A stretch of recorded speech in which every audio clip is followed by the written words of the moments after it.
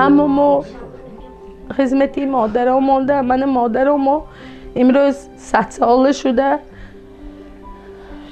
خرسندی همینا که مایم و تربیه همینا که من فرزندای به سالی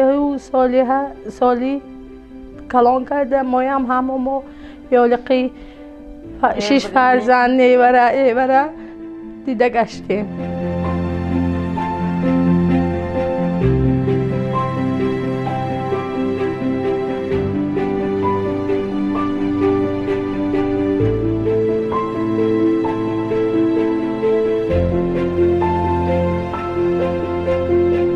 همه ما علاج کرده و نام نیکم و نام نغزم و باید رسونده.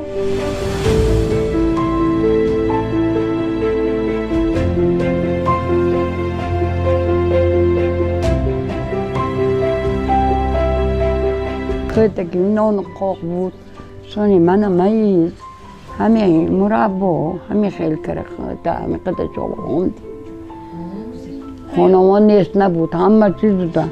اما اکباچان مدیری صحرا بودن.